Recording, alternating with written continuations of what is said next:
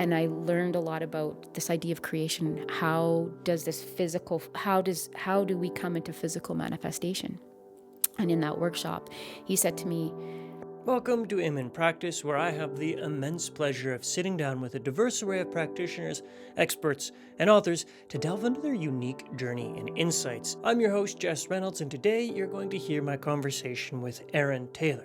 Now, this is her second time on the podcast, and we're going to explore this really fascinating concept of physical manifestation and the transformative power of this thing called Acutonics. and that's what I love about it is as a practitioner. So for that massage therapist where it is very, let's relax the muscles, Acutonics is amazing. It just gives you a tool where you can use frequency to do part of the work.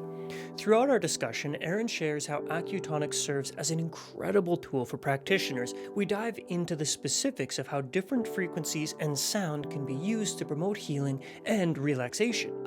I have to be very mindful of how I'm showing up in that room and understanding that the responsibility that it is, because I'm actually the biggest resonator as a practitioner. And so if I'm incoherent, if I'm bringing my crap into that room, it's distorting the session for sure. So there's this tremendous responsibility.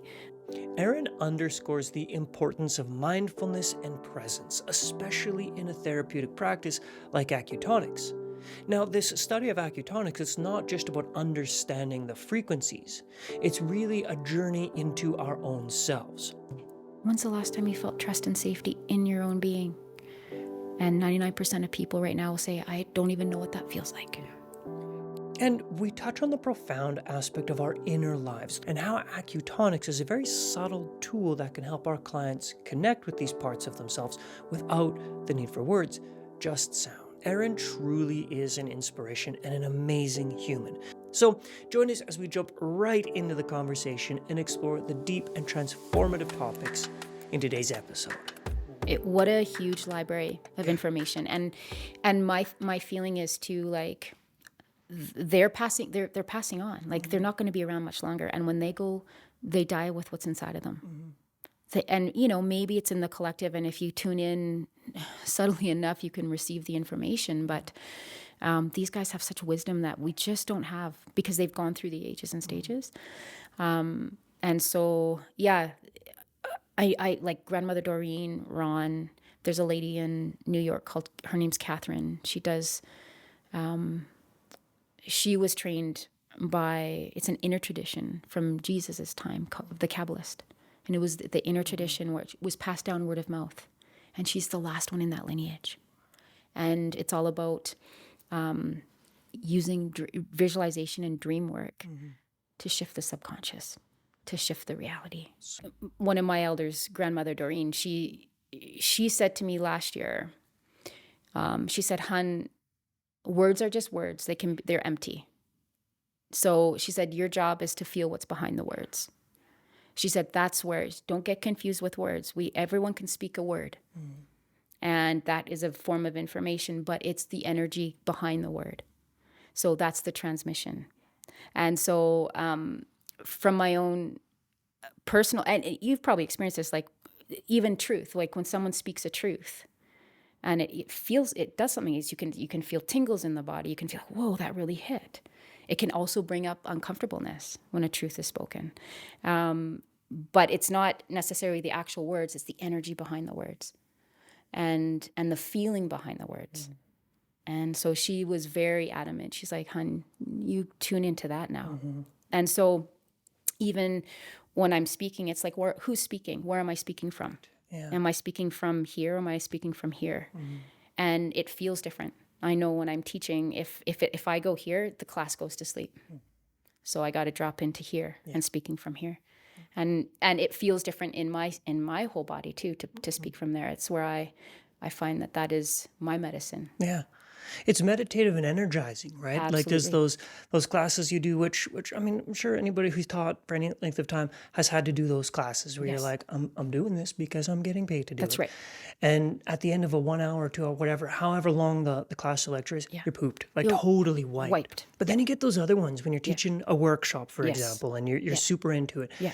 And you've been on your feet for 8-9 hours. You've been fielding like question upon question, students are taking you aside and telling the other person, like by all accounts, it should be a very draining day. Yeah. But you get to the end of that and you're just like, On fire. I need to go for a run Totally. to burn off some of this energy. Right? Absolutely. Yeah. Yeah. And I think it's speaking from either the mind or the heart. Yeah. And so much of I was trying to understand, Erin, why do you do what you do? Like, what's going on here? You teach here, but what's the overarching teaching? And it's a journey that, my elders have said, we're all taking it. It's just, are we aware we're taking it? But the journey from the head to the heart. And so I look at all the teachings that I do, and all of them are moments to point towards that place, or opportunities to point towards that place. And I'm very much still on that journey and going through the bumps and the hurdles with it. But I had a teacher say to me that the heart understands sound, images, and feeling. And the mind understands, like the brain understands the words. So the idea is the sound behind, the feeling behind, the image behind. Even when I don't know if you've noticed this, but when you teach, do you see images? Yeah, and so there's a transmission there on a very subtle level. It's like you see the image, and that image is now translated into a sound. And that's how I teach. I see image, and then it's transmission. Then I have to make it into a word. So it's which is a sound, and then so hopefully and the feeling is behind that. Yeah. Yeah. Now, how did you get into this whole sound thing anyways? Like what brought you into the sound world? Because there's so many points of entry, right? It could be music, or it could be crystal bowls, or it could be just walking into a library and hearing a deep baritone voice and getting like, what was it for you? What was it? Wow. Well, my journey started when I was a little girl. I usually don't tell this story, but I don't know, maybe I did tell you the story. I was in a band. It just dawned on me, like, wait a second, right, you were in a little kids band. And one of my friends had a dad who was a music producer. And so we were, I think my brother, sister, and I, we were just little, so I don't remember much. And I didn't play an instrument, but I used my voice. I would sing. And then all through school, junior high or elementary school, maybe even part of junior high, the school would have operettas. So, and I would always try out, and I would get a part in terms of singing. And I loved it. And then I don't know what happened. I turned into a teenager and got self-conscious. At the same time, I grew up in a household where my sister was a tremendous pianist. She went classically trained, but she also composed her own music. And there would be moments where I'd be melancholic and up in my room, and my sister would get on the piano, and it would just change my mood instantaneously. So I think unconsciously, I've always been attracted to sound, music. There was a point in my life where I was, you could say, a higher, like, competitive athlete, and I would be doing these really long bike rides in terms of training. And then I would get to competition, and I would be listening to music. So it would always be music, which would be kind of my movement in a way. And then it would get to the competition day, and these competitions were very long. And someone said to me, and this was in my 20s, they said, how do you stay so focused? Like, what goes through your mind? I said, music. But it was like songs and sound would just keep me going. It was just something that was coming through me and into me, and it would just keep me very focused. Fast forward, going to Chinese medicine school, how I start to work with sound and the body, and even I would say not just the physical body, but again, changing consciousness, changing our viewpoint. Just working with qi and working with the needle, I was understanding that everything was frequency. So that was my gateway into sound. As I was touching the needle, I was like, wait a second, this is qi. I can feel vibration sound. It wasn't audible, but I'm like, this is some kind of sound, some kind of tone.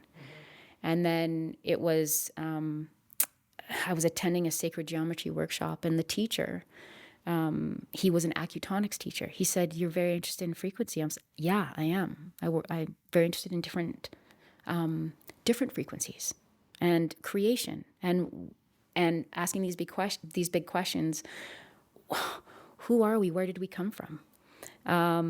Which led me to a sacred geometry workshop, and then met Ron, the Acutonics teacher.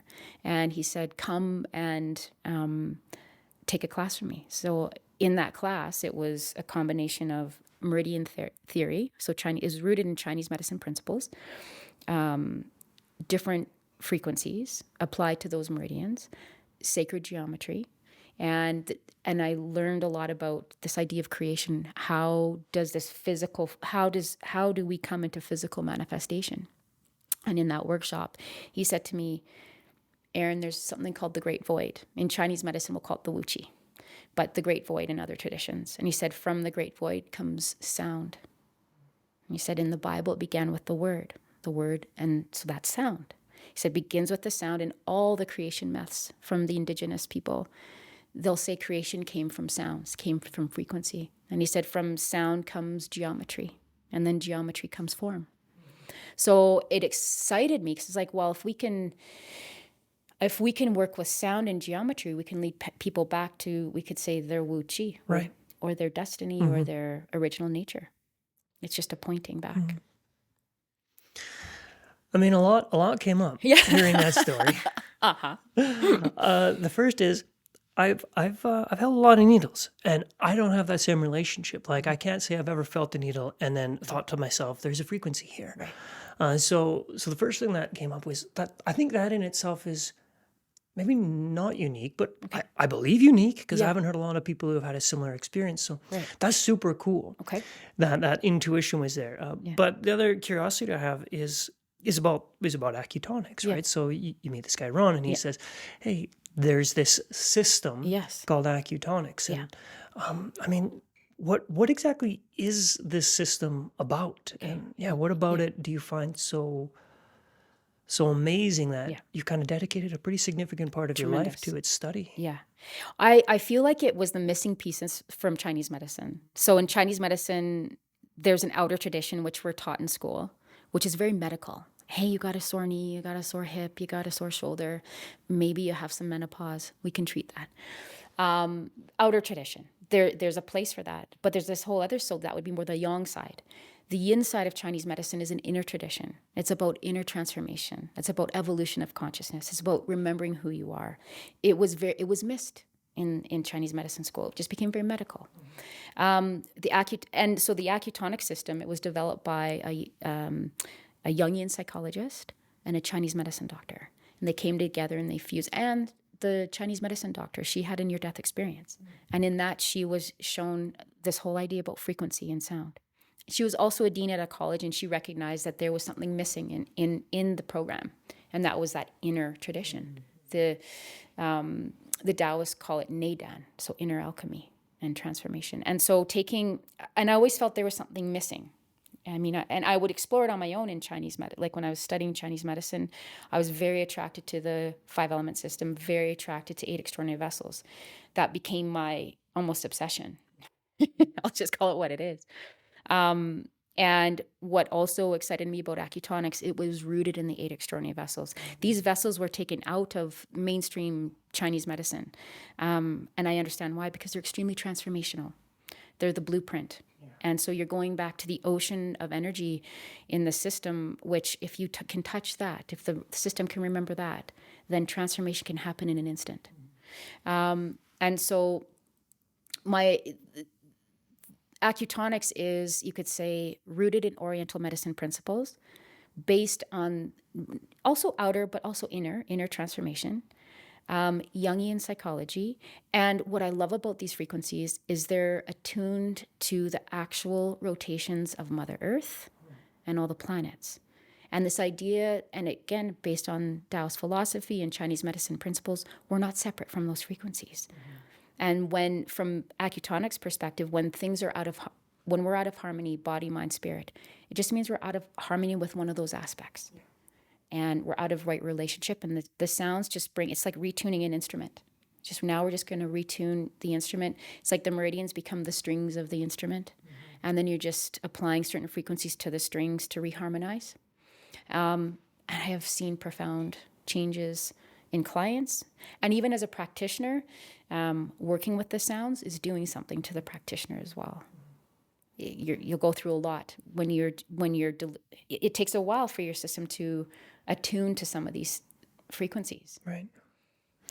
I mean, that's what you started with is just saying the inner tradition. I've always found that fascinating because when an individual studies Western medicine, you really have to understand the scientific method, which makes sense, right? Because that's essentially understanding the origin of medicine is understanding the scientific method. Yeah. So that's how the education is structured. Yeah. Whereas our education isn't structured that way when it comes to TCM. I don't really want to get into the red curtain history, but a lot was lost. And when TCM was quote unquote rediscovered or reinvigorated, they tried to push it into the Western model, which is study the scientific principles. And then without any bridge between the two, let's start talking poetry. That's right. So this huge, beautiful, poetic, spiritual backbone of TCM is not thought of or talked about for any reason, which to me makes no sense at all. No sense. And I talk to so many students, and they get to the end of their schooling and it's like, how are you? And they're like, terrible. Like, this is not what I signed up for. People get into TCM hoping, in my opinion, a lot of people hoping for this beautiful inner tradition, the inner alchemy, and they come out of it thinking like, I'm not an MD, but I sure don't feel like an acupuncturist, right? Exactly. Mm-hmm. Yeah, there was something that you said there. I was like, even you're absolutely correct. When we're in Chinese medicine, and there's a numbering system to the points. That's not how they originally came about. There's a name to it, and that name is a sound, and that sound changes consciousness. So, for example, we say liver 14. Well, the name of that point is Gate of Hope.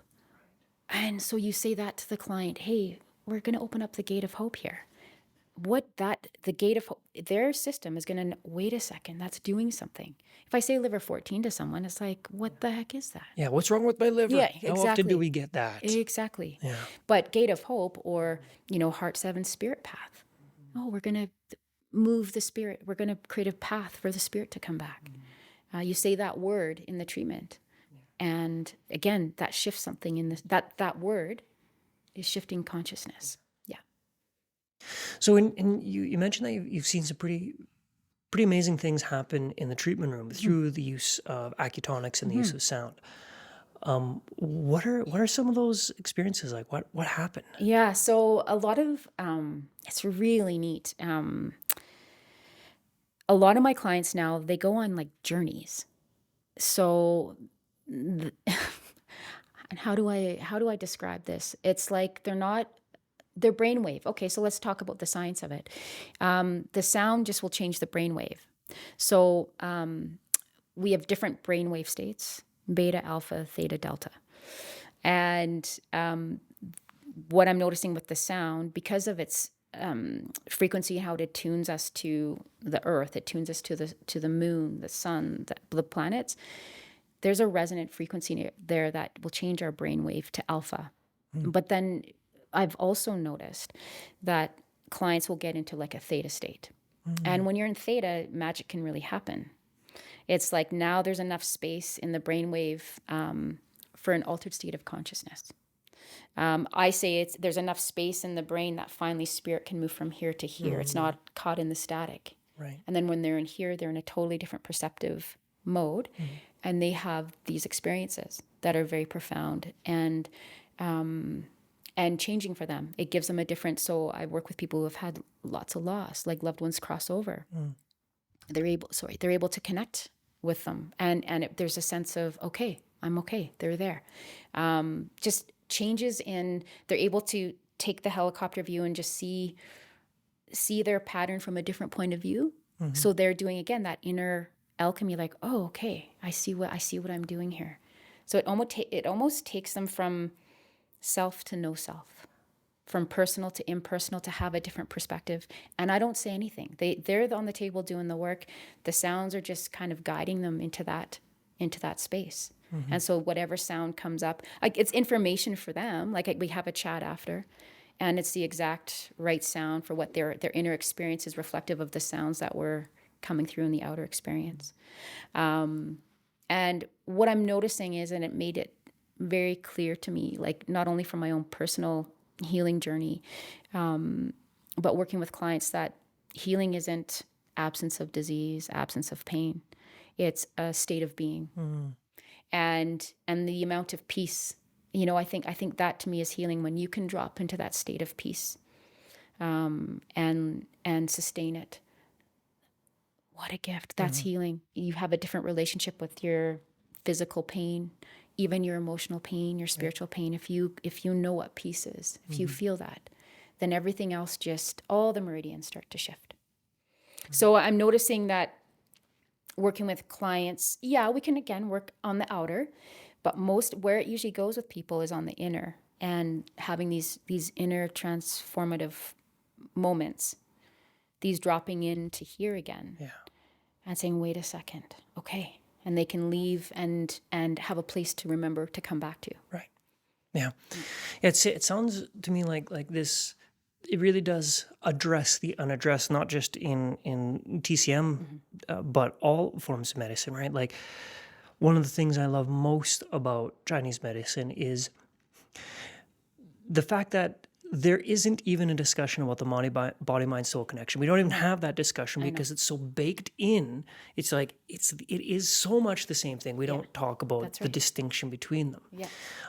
But as you're kind of describing this to me, it's acknowledging the fact that no matter where an injury occurs, it affects all of these. You know, in the West, we have delineated them into body, mind, soul. So if we continue with that, if somebody has had an injured knee, guaranteed it's not just the knee. No. Like there's going to be other things going on. And the same thing is if somebody's been through grief and loss, they're not just going to feel grief and sadness. You know, like all aspects of the individual's being is going to be disrupted in some way. Absolutely. So it's kind of sounding to me like when you use the sound, and maybe we can dig into sort of how it crosses different thresholds from the metaphysical or non-physical into the physical. But it does sound to me like by using sound, you are addressing aspects of the consciousness. We can recognize consciousness by looking at waves, right? But it also seems like it's affecting matters of matter. That's right. And in the same way that we know that sound and vibration can affect physical matter, right? Yes. Yeah. Really cool. So this is this is how I teach it, and it kind of blew my mind when I understood it finally, and then when I say this, but a lot of people think in order for matter to change, we have to have matter affecting matter. It's very Newtonian. And so I'm still finishing up my PhD. I still have to do my experiment at the Quantum University for integrative medicine. And so a lot of the classes were on the quantum field. And this idea of top-down, it's called downward causation. So in Newtonian world, we say a cell creates an organ or tissue, organ, system, body. So this is like very Newtonian, and there's a lens for that. From the experiments in terms of the quantum world, it's like no, everything exists in the fields of possibility, and then comes into physicality, and that's very similar to what Chinese medicine. It began with the Wu Qi. You have your 8 oceans, your 8 great vessels. You have your 12 main meridians, and then you have your physical body. And so when we're tuning into the different meridian systems, you're tuning into the energy that is coordinating. The organizing principle, you say the subtle energy fields, is like an organizing principle that's coordinating everything in the physical. What sound does, it's not matter affecting matter. Sound enters the space, and the space is what affects matter. It's very hard for our Newtonian minds. It's like, what? It's like, but if you look at something called cymatics, and that's you can YouTube it, and it's where you pour sand on. It's called a Cialdini plate, and you just turn up the frequency. The pattern of the sound isn't the sand; it's all the dark spots, the space. So sound influences space. So now we'll take it to the meridian system. The meridian system is nothing but space. So when you're putting sound, and that space is actually affecting the matter. And so that's why sound can be so effective, because it's the modality that actually influences space. It comes from space and it will influence space, and that is what influences the physical form. But it starts in the you can say in the subtle energy fields. Yeah. And then also learning too, like working with the physical body and the meridian system, like that's just a psychology. And the physical body is just the output, the reflection of the subconscious mind. And so when someone is coming in with that sore knee, it's like it's a reflection of some kind of, you could say, something's happening in the subconscious mind where there's been a break, or something needs to be seen there. And so you can track it. And that can be information for the person in terms of whatever frequency you apply there. So for knees, it's like Saturn. Saturn has a deep resonance with the knees, the bones, and the structure. And so if someone's going through a complete restructuring, which can happen after a loss or grief, oftentimes you will see the actual physical structure start to change. And that's that body, that's that system trying to get into right resonance with their own Saturnian energy, which is about structure, discipline. What are you manifesting here? What are you taking out into the world? When you're out of right relationship with that part of your psyche, then you're going to feel depressed. You're going to it's going to show up in different ways. Right. So it can be the tones can actually be a really good reflection or mirror for the person, going through something. It's like, hey, this is your Saturn energy. And just knowing that, it's like, wait a second, what is my structure? Where am I going? Am I good with boundaries? Am I not? Because that's also Saturn. What came up as you were describing that was the utter importance of this word subtle. Yeah.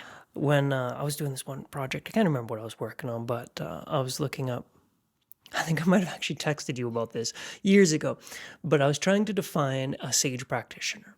I was trying to define, like, what exactly, according to the traditional texts, is like this sage practitioner, because in these ancient texts, these doctors are always referring to the doctors of yesterday and these sage practitioners. Yeah. I'm like, what exactly are they? Yeah. And I looked up the characteristics of what a sage-like doctor is, and there's a number of them. Like they can time travel and they've got X-ray vision and things like that. May or may not be true. But one of the things that came up a remarkable number of times is a sage-like practitioner is subtle. Yeah. And in the ancient texts, this word subtle comes up so often.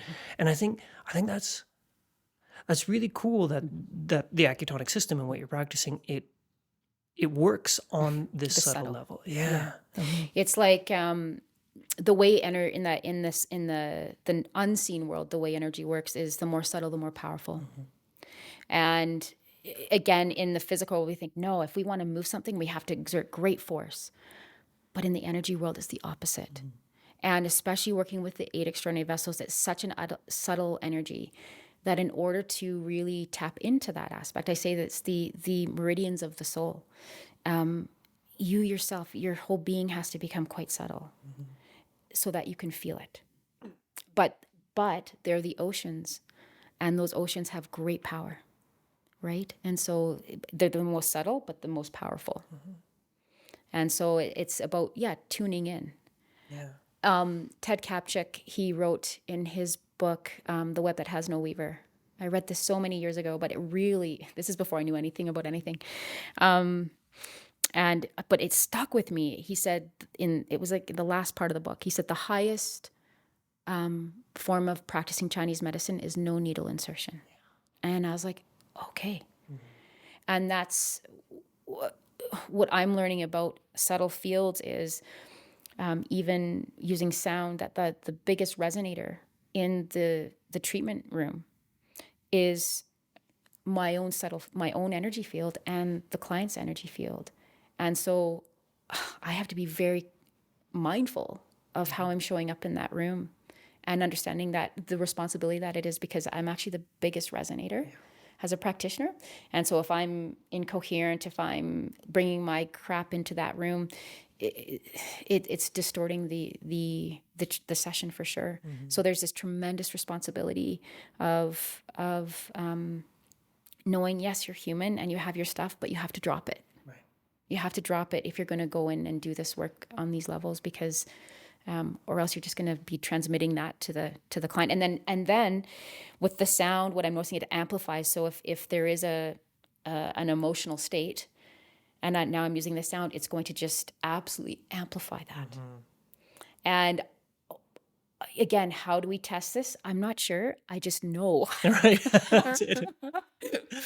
And I've been with people too. Like, I mean, you can walk, and we just know this. You can walk into a room full of people and you just know, it's like, hey, I know what's going on here. And you're just picking up the subtleties. But then you add sound and frequency to that, you're just going to amplify what's ever in the field.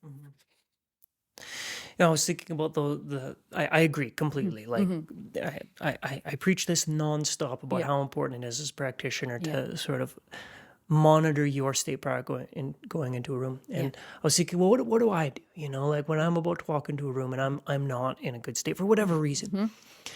It's music. Like 100% of the time, if I've got a client coming and I'm like, I need to zone in, I just throw on some tunes. Yes. And just it shifts everything. It shifts immediately. And I mean, if you think of movies, imagine watching a movie without a soundtrack. Like that would be terrible. Nobody would watch it. Because it's the soundtrack That's right. Well, in poorly done movies, Yeah. it's the soundtrack that tells us exactly what we should be feeling and when we should be feeling it, right? So this idea of that sound shifts us. Sometimes it's not so subtle. Sometimes it's very, very obvious. Yeah. And then, like you said, there are those other situations in which you walk into a room and you're like, something's not right here. Or as a teacher, you walk into a room and you can see, like you walked into the room and you haven't made a noise, and yet people turn around and they're like, oh, the teacher's clearly here because there's been a shift in the energy. Totally. Right? Absolutely. And I think, as we're evolving here, we're getting more and more sensitive to the subtleties. Like, to have this conversation, could you imagine having this conversation with your grandma or grandpa? They'd look at you like, what are you talking about, kid? No, just go chop your wood. That's it. That's what we're doing. But now, like, no, we could, like, I think my sense is we're going through this giant evolution. We're in it. We don't know what we're evolving into. But my excitement comes from, if our energy, again, this idea of the subtle field creating the physical body, if the subtle fields are changing geometry, as a subtle field goes up, you can up or down in consciousness, it's going to change its geometry, and the geometry is going to change form. Where I get really excited is, what form are we turning into? Our different aspects of our, you could say, vestigial organs, the ones that are junk, are they going to turn on? Is there a significance to that tailbone? Is there a significance to the tonsils? Is there a significance to the pineal gland? Is there a significance to the thymus? These are all subtle centers in the Western world where they said, hey, that's junk. You don't need it. And I say, divinity does not create junk. There's a reason for it. And are these just access points that have yet to be turned on? And is there a reason for it? I'm curious about, like you said, like what else is coming back, because there is no question the environment we are in as humans is fundamentally different than I mean, recorded history for sure. Exactly. Very curious. It's a hard time to be alive, because it's like, okay, there's a lot of unrest. There's a lot of chaos going on. But, looking from an alchemical perspective, chaos just means transformation.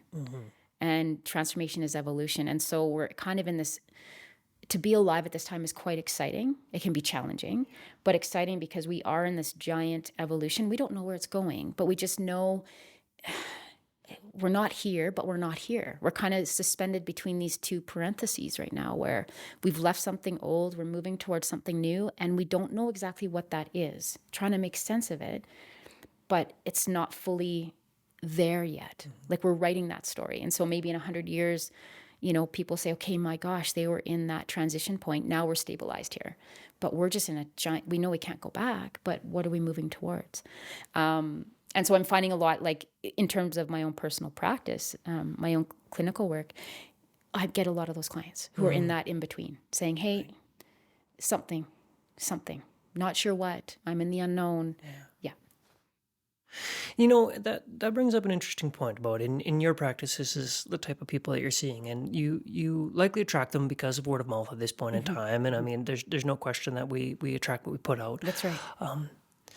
But so you're a sound practitioner primarily, and this is the type of person that largely comes to see you, and it seems like there's a pretty darn good match. You know, these people are dealing with these existential questions and these profoundly energetic things, and they're like, I know, I'm going to go to Erin because she works with sound. Right.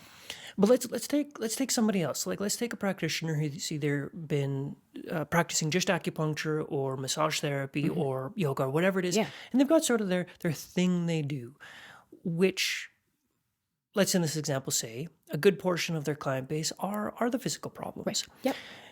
And then they come and they're like, you know what? I just heard this podcast with Erin about Acutonics, and that's all I want to do. Right. It's just Acutonics. Yeah. But they don't have the clients for it. Right. Right. So what do they do now? They go through this workshop, and I want to talk about what they would learn in workshop. Absolutely. But they've got this new skill, right? Yep. They now know how to use sounding. Yes. To some degree. Yeah. But still, their client base is made up of people coming in, and they're With just real like, physical. I just want my back massage. That's Like, right. I just want my shoulders worked on. Yep. How does this modality help the average practitioner, or should it? Yeah, really great. I think that's what I love about this system is it's multidimensional. So what I mean by that is you can work on the physical. They're all connected. So physical, mental, emotional, spiritual, all connected. And it's just learning, okay, where's that person coming at? And what language do we use? I have found, even being a teacher, not only a practitioner, but a teacher, I've had to, even though I'm speaking English, it's about understanding the language that they can hear. And so if someone's coming in with really physical, great. There's sounds for that. Pain, there's sounds for that. And it's very simple. It's like, hey, this just moves the pain, creates space so pain can move. Or even easier, this is what relaxes the muscle. On a more, that's one dimension of a certain frequency. On a different dimension, this is going to move the chi so that it creates space in your whole nervous system so you can respond and not react. And then on a real high level, it's like, hey, this is going to connect you back to the heavens, this frequency. So from a sore back, the same frequency works to, you could say, move the chi or relax the muscle, to that next dimension, which is creating space so your nervous system can respond and not react, to a very high level, hey, you're going to connect back to the heavens here. Right. I think something also cool as you were describing that came up is maybe there's a lot of people out there who they're kind of tired of being the body mechanics, or they're tired of being the pain doctor, and they want this change. Right. But their client base, people coming in for pain or whatever. Yeah. The idea of doing some form of energetic medicine or some non-physical medicine to their client base is like, I don't know. So making that transition into maybe what they're more compelled to do, or they more want to do. This seems like a pretty nice transition. It is. Because it's effective, right? It's quick. It is still physical, right? is. We can explain it, unlike, some other modalities Exactly. that we can't really explain. Exactly. Yeah. And that's what I love about it is as a practitioner. So for that massage therapist, where it is very, let's relax the muscles, Acutonics is amazing. It just gives you a tool where you can use frequency to do part of the work, to relax and to relax the muscle before you even touch it, just using sound. And the really interesting thing as a practitioner, and even for the client, that the sounds will teach you. So for example, the frequency of Jupiter, it works brilliantly for sciatica. It corresponds, it's the biggest planet, corresponds to the biggest organ, which is the liver, the biggest nerve is the sciatic nerve. In our psyche, it's the, or you could say our soul, it's the part of our psyche or soul that is all about expansion, all about space, movement, travel, joy, excitement, zest for life, passion. And so you can start to talk. So if someone comes in with sciatica, sure, use your Jupiter fork. But then you can also explain to your client what Jupiter means. Oh, you can ask them the question, do you have joy in your life? Are you more hopeless right now? The Jupiter gives us that state of hope again. Right. So it can work for depression. So now all of a sudden you can start the dialogue. Right. So it's like a language. It's a language. And that's so cool. Because I think that's one of the things that isn't, in my experience, talked about at all, No. how, you've got the language of medicine, learn your right. Latin. Yeah. But when it comes to how we communicate with clients, finding a language that allows us to communicate what we're doing in a way that's palatable to That's right. both them and us is Yeah. super important. It So it is. sounds like when a person learns Acutonics, they're learning a whole bunch of things, one of which Yes. is, here's a new way to describe Yes. what maybe you're experiencing intuitively, or perhaps Exactly. you've experienced physically in the Absolutely. clinic. Yeah. Absolutely. And it's amazing because once you ask the client that, so they're laying on the table with sciatica, and you ask them about their state of joy or hope, or when's the last time they were just really silly and playful. 99.9% of the time they're like, I've lost that. Right. And so it almost acts, the sound can almost act like a diagnostic for what's happening on the psyche or soul level or emotional level. So even if it's physical, hey, that physical correspondence is with Jupiter, and Jupiter corresponds to this aspect of your psyche. So even just to have that conversation, just that question, it starts to open the chi. The person is now engaged in their healing. And that's what I love about Acutonics. I think we're getting to a time where we have to not just be passive on the treatment. It's like that person has to be engaged and active in terms of shifting their consciousness. Yeah. And so to just go back with the same needles or the same forks or the same massage week after week, sure, there's relief, but that's not transformation. That's just relief. But to have that dialogue and say, hey, tell me about your joy, your level of hope. Yeah. Are you hopeful? And 99% of the time, they say, actually, I'm really depressed. Yeah. And now I have this sciatica, and now I have this. And that's a lot of contraction. So what does Jupiter do? It creates tremendous expansion, not only in the body, but in the psyche again. It's like, oh, okay, I can feel that space again. And so it gets them involved, which to me is transformation. Yeah. And it's a great dialogue. It's good for it takes that passivity out of you're just showing up and we're just going to do the same thing week after week. So as you were describing that, you ask the question, how's your sense of joy been, for example? When was the last time you played? One of the things I really appreciate about that is we all know that scope of practice is a thing in what we do. And we need to be all of us need to be so careful with how we communicate with our clients. So there's that truth, and for damn good reason, right? But then we got this other truth, which is our clients talk to us a lot. Yeah. And they treat us like their counselors. Not all the time, not every client, but so often that I think not acknowledging the fact that these conversations, they're going to come up. So how does one do both of those? How does one stay well within scope of practice, be safe, be careful, but also not just tell the client like, oh, we can't talk about that. And again, it goes down to this language, because when we're using the language of what it sounds like Acutonics would teach an individual, it's very safe language, because we're not saying like tell me why you're not experiencing joy. Yeah. It's a simple curiosity. It's when was the last time you experienced joy? Yeah. And we don't have to be a counselor, psychologist. We just suddenly it seems as though you have a set of inquiries, which the power of a good question. Yes. Oh my God. Exactly. We have a set of questions we can now ask that helps sort of unlock aspects of psyches that really does lead to transformation. Yes. Because that's so much the case. People come to any practitioner of any modality with this fix me mentality. Yeah. That's just not how it works. It's not how it works. Not at all. I mean, even in surgery, it's not how it works. I mean, the surgeon is going to remove the abscess or repair the ligament. Right. Sure. Yeah. But that's not what leads to greater function afterwards. No. So I think you're very keen in that observation that we need so much more active participation in the clinic room across the board, across all modalities.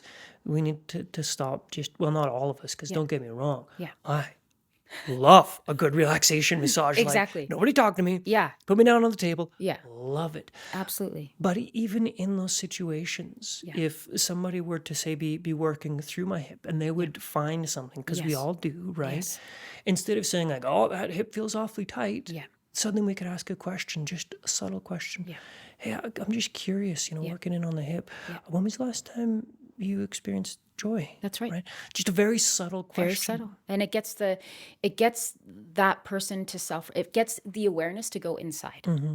And that's where transformation happens. We have a journey out here, and it's great, but so many of us are afraid to go behind the eyes to see what's there. And so what that does is it actually allows for that movement to happen, to go behind the eyes so that we can make that journey there. So to even just ask that question, when's the last time you felt some joy?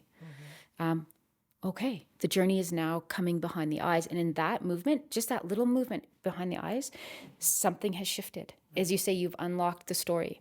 And really what we're doing in what I'm noticing in healing transformation and coming back to wholeness is unlocking where there's been blocks in the history.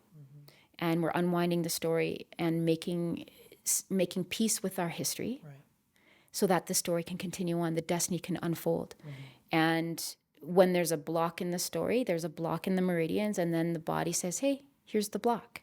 And so it's understanding, okay, what is that story? So even the extraordinary vessels, which are, you could say, the embryological vessels, these are the vessels that coordinate. You could say these are the ones that are the energy of the DNA, the energetic blueprint of the DNA. They are the organizing principle of all life.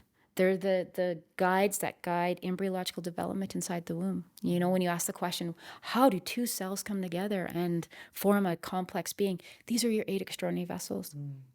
And so one of the vessels, the daimai, again, goes around the hips, and it actually wraps around the whole body in a spiral, the Fibonacci spiral. Go figure. But it has a resonant frequency of forgiveness. And so now, okay, great, you can even drop that into the room. So in the teachings in Acutonics, I'll teach those resonant frequencies of the extraordinary vessel. So if you're working with someone with, you could say, a lot of anger, maybe some hip issues, some frustration, some resentment, you ask them, like, if you were to tune into your body, can you feel what forgiveness feels like? You could even ask them questions, where have you had a lot of boundary violation? That is and that, okay, they're going to have to, okay, maybe there has been. And just even them putting the light of conscious on it, it rewrites the story. It just needs to be seen. And so the vessels act as like ways to, it's like dropping, it's like a wishing well. I find like when I say the word forgiveness, it's just like you're 70% water. That word forgiveness is going to start to shift the water. The water is going to start to shift. Another frequency of the vessels is trust. You say that word, hey, when's the last time someone coming in with lots of lower backache, right? All the kidney stuff. When's the last time you felt trust and safety in your own being? And 99% of people right now will say, I don't even know what that feels like.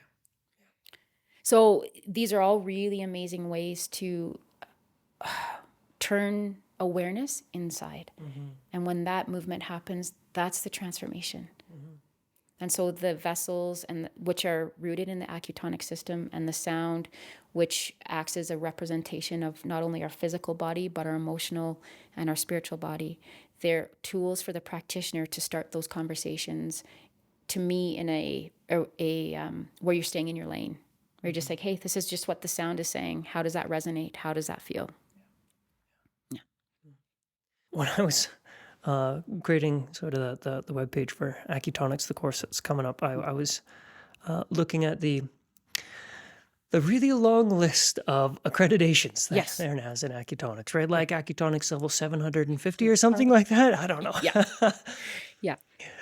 So I might be wrong on this, but my assumption is do you dig into this level in level 1 of Acutonics? Like what's that all about? Yes. Like, do you tiptoe into this? Tiptoe. Tiptoe into it. Absolutely. Yeah. Okay. So the way it's set up, it's I think we're at 9 levels to become fully certified. I think it's 9 levels now, 2 electives, and then a thesis project, and then you get fully certified. But each level, I tried to, when I first started Acutonics after level 1, I wanted to go to level 8. I think at the time it was level 8, which was Sedna. So I phoned Acutonics and I said, hey, can I come and do the level 8? They said, absolutely not. There's a reason we take you through each step. So for example, level 1, they're earth-based frequencies. So the different rotations of the earth we'll discuss. The applications, like where does that resonate? What organs does it resonate? When are we going to use these earth-based frequencies? And then also the sun and the moon, and the correspondences with the sun and the moon, and again, our physical, mental, emotional, spiritual bodies, and when to use it. So that would be level 1. And level 2, now we go into octaves. So now we're going from low, mid to high frequency. And then level 3, we now go into planets.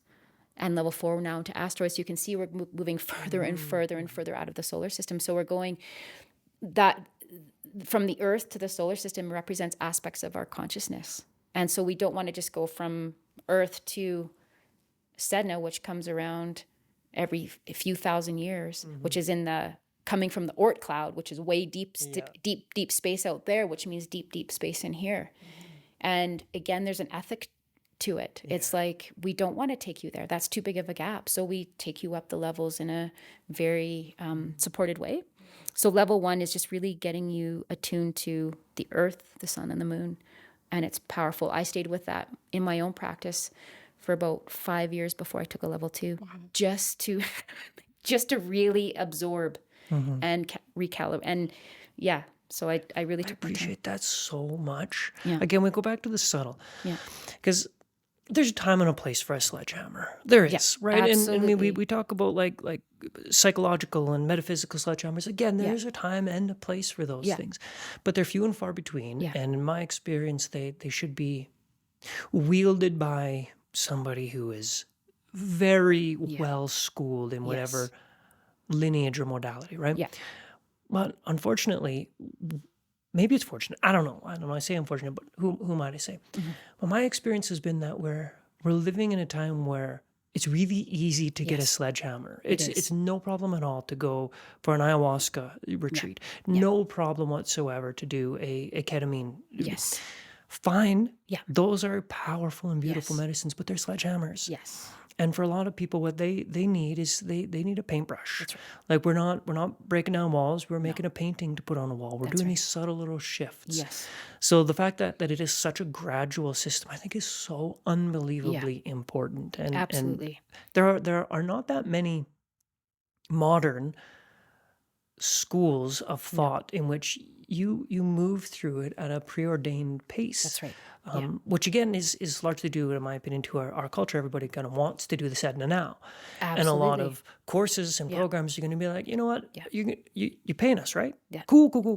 Yeah, Sadhana it is. Yeah. So the fact that we have a system that still really has a backbone in ethics, I think is also really cool. Oh, it's tremendous. And I think that's what I love about the Acutonic system is one of your classes will be ethics. You know, you talked about staying in your lane.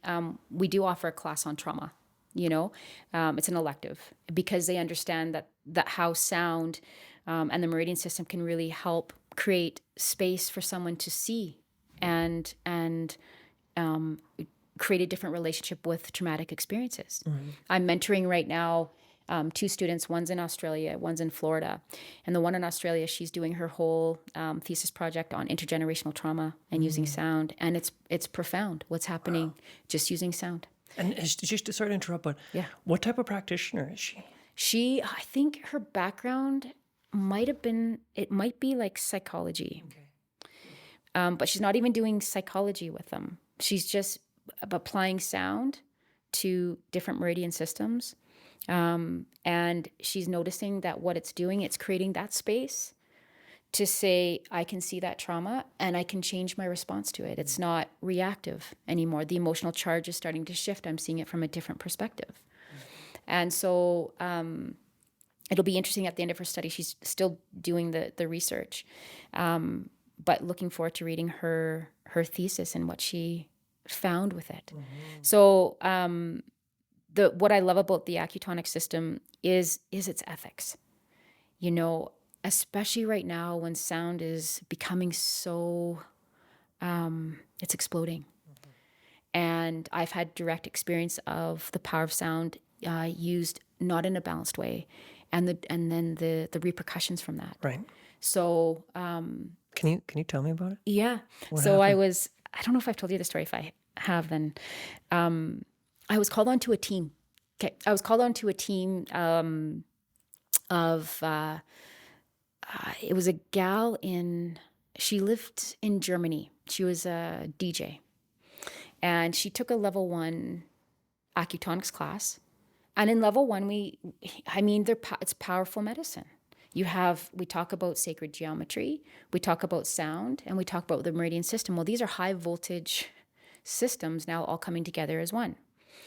So she took a level 1 from a colleague of mine in Israel. She's a teacher in Israel. This woman is now, she wants to do a collaborative work together. So she's calling in a group of women, from physicists to myself to herself, who's a DJ, like a sound. She just got accepted into this school in Budapest called I think it was the 4D Sound School or 3D Sound School. So it was an amazing technology where, and I was blown away by it. You can put in any kind of sound, and then it was an open room into this technology. And you stand in that room and you can actually feel how sound can actually shape space. It was tremendous.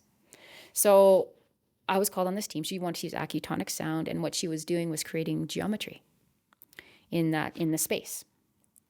Well, it wasn't balanced. So she got me into the room. She put the sounds through the machine, and the machine made these geometries, sacred geometry, and had me lie there. And after the treatment, I said to her, wait a second, you need more Om, you need more ground. I said, this is not balanced.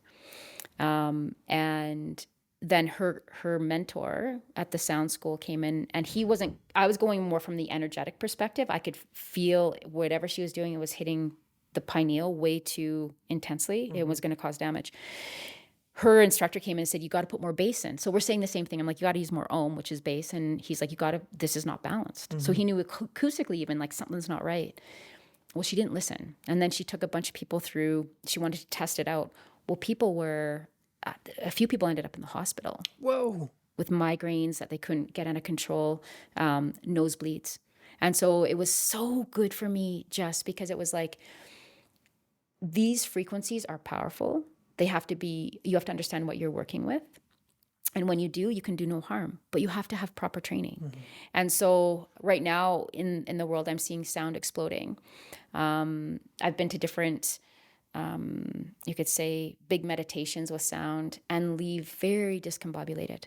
Again, the responsibility with sound is huge, and knowing what you're working with. But the Acutonic system makes sure that you're so, you understand it so well that you will use it responsibly. Yeah.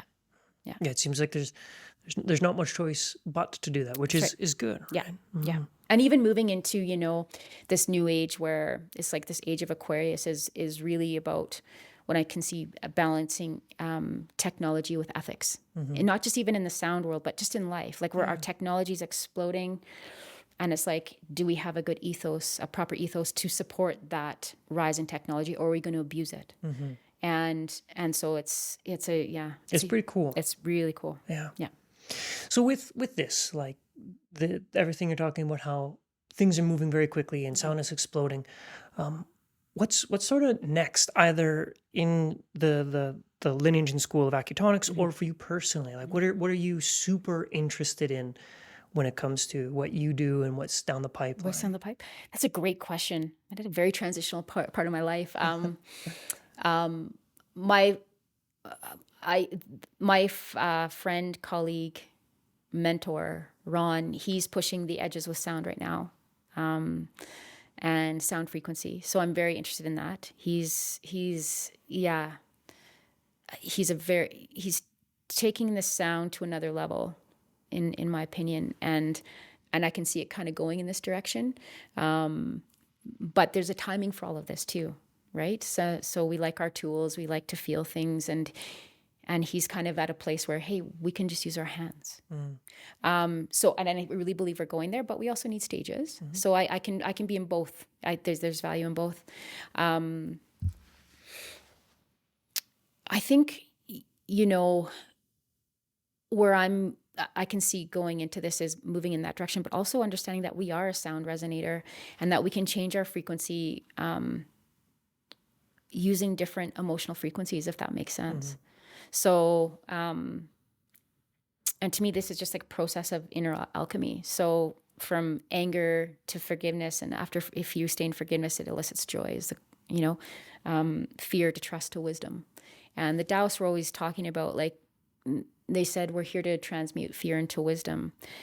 But you can't, it's like, well, wisdom is just wisdom. You can't make wisdom happen. Wisdom comes from our essence. So I'm very interested in that inner alchemical process. It's like, hey, you have fear. This is lead. This is untransmuted wisdom available. We just need to transmute it. And how do we do that? Through trust. It's just your call to trust. So using sound in different ways, like that to me is still using sound and frequency through the emotional body. So we can use sound that we can hear, but we can also attune our system through different feelings. And I feel like, when I beginning the podcast with you here is everything I do is pointing us here, but it's hard to stabilize there because we have these old psychological patterns. And the Taoist said, we're not going to be able to go directly to wisdom. We have to actually go through an inner alchemical process because we've moved so far away from our true nature that we just, to stay there, to go into that coherence or go into that heart is going to be, and sustain it there is going to be very challenging because we've moved so far away. So we're going to have to do a process of inner alchemy. So that is what really excites me. And that's all my research with the 8 extraordinary vessels. So tuning your system without even a sound tool, but based on just your consciousness and moving your saying, hey, I can feel fear in my system. That's okay. It can run through. And I can also remember trust. It's not getting rid of fear. It's just like making space and saying, yeah, that's just a call to trust. Or the anger over time or the resentment over time, that's just a call for forgiveness. Judgment over time is a call for compassion. Anxiety is a call for faith and gratitude. So just remembering these, I call them our soul frequencies. Like we have our limbic system, which is great. It's the anger, the fear, the anxiety, that's great. But to stay there, consciousness needs something to move to and a new program. And to me, that's the program of the 8 extraordinary vessels, self-love, trust, compassion, forgiveness, faith, gratitude, unity. Yeah. So remembering those and saying, we're not getting rid of our humanness, but also we are also divine. So how do we embrace our humanness and our human emotion? There's nothing wrong with it, but also remember our divinity. And I think that to me is a frequency change, and there's a forgetfulness in our divinity and that all life is sacred. And my sense is when we can see that in ourselves, we can see it in life. And then it's like, how can we hurt the sacred? How, if we can see all life as sacred, how can we ever inflict harm? We can't, but we have to see it in ourselves first. Yeah. And bringing that awareness back. So you could say, getting the person involved in their own movement of consciousness from reptilian brain to divine brain, you could say, and not throwing it away, saying, hey, you're there too, but it's not my only operating system. The word that came up was to help people tune in. I thought it was a very apt word because tune, of course, is what we do when we're playing with music. Absolutely. It's just like, and this is a tuning station, all those words that I said, like compassion and trust, this is all coming from here. Gratitude, faith. It can only come from here. The other ones are more limbic. It's like, hey, this is going to keep you alive. Great. Fear. Helpful. Anger. Helpful. This is when the system is in a survival. This is great. We have a survival mode and we have a thrival mode. And how do we start to get someone from survival to thrive? Yeah. And it's just changing, the where you're perceiving life from. And those 8 extraordinary vessels with that sound, again, the heart knows sound. It knows feeling. So combining the two and amplifying.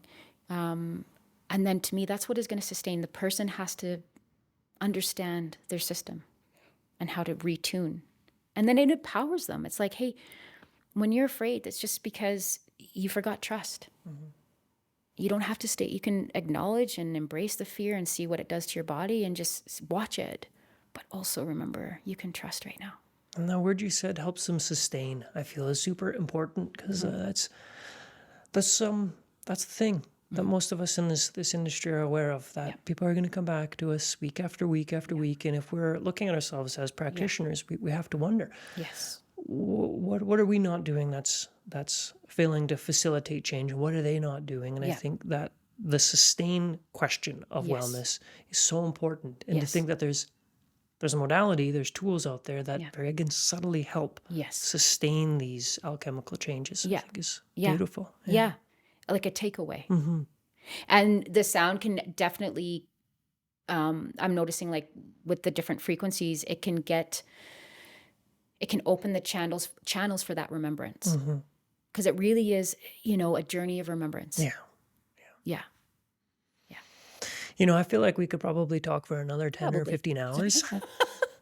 I feel like we just scratched the surface here. Just barely scratched the surface. But I think we'll wrap it up. But I do have one last question, and it's for anybody who's interested in doing this. Okay. Of course, there's level 1 Acutonics, and we're going to be hosting one relatively soon, right? Which I'm excited about. But other than taking level 1, or for those of people who would be interested in it, are there any resources, anything that somebody could do to learn more about Acutonics or sound healing that you would suggest? There's, I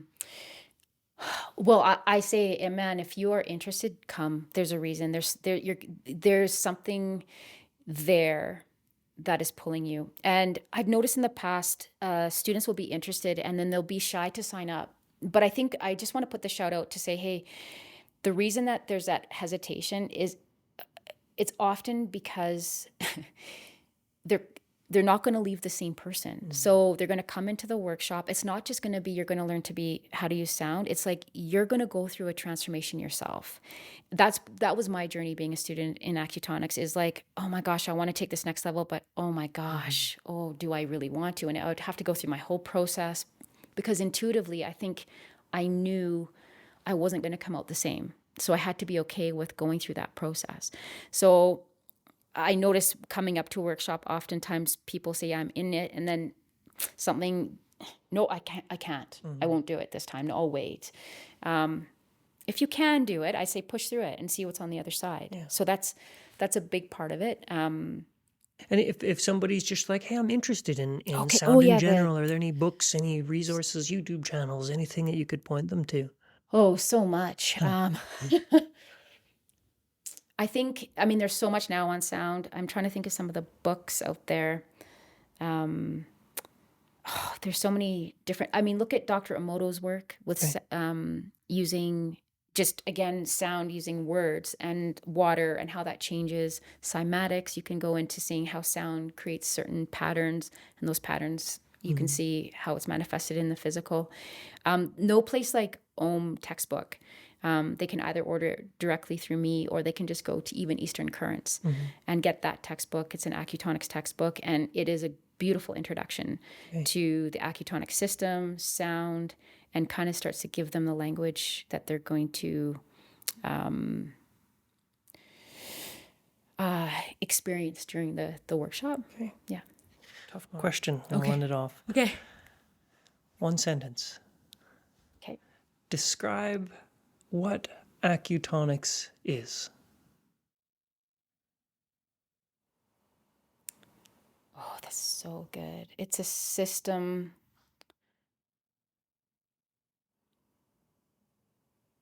So these sounds are the sounds that stand in place where we forgot spirit.